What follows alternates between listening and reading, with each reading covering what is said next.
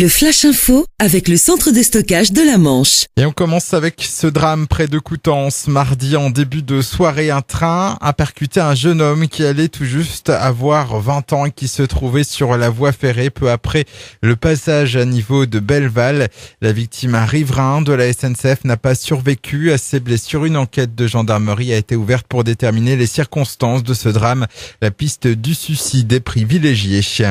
Un nouveau bâtiment agricole en feu, c'est le troisième en 2 jours dans la Manche. Hier matin, les sapeurs-pompiers ont été appelés sur la commune d'Anneville-sur-Mer, sur la côte ouest du département, pour un incendie dans un hangar de 160 mètres carrés contenant une quantité importante de fourrage.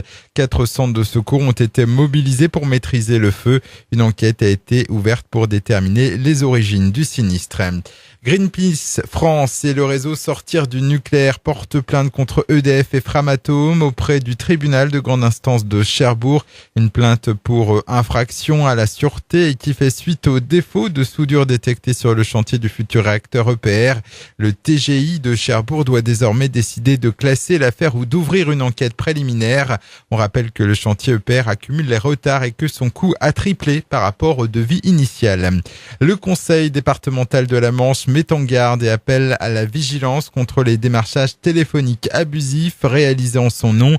Depuis quelques jours, la collectivité a reçu plusieurs appels de particuliers qui disent avoir été contactés par des personnes expliquant avoir été mandatés par les services du département, ce qui n'est pas le cas.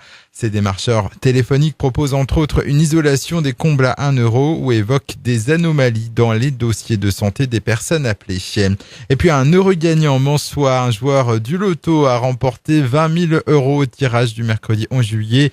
Il avait validé sa grille dans un tabac presse de Valogne. Le chanceux ou la chanceuse n'a pas souhaité se faire connaître. Le Flash Info vous a été présenté par Landra, centre de stockage de la Manche à Digguleville. Pour en savoir plus et visiter notre centre, 0810 120 172, coup d'un appel local.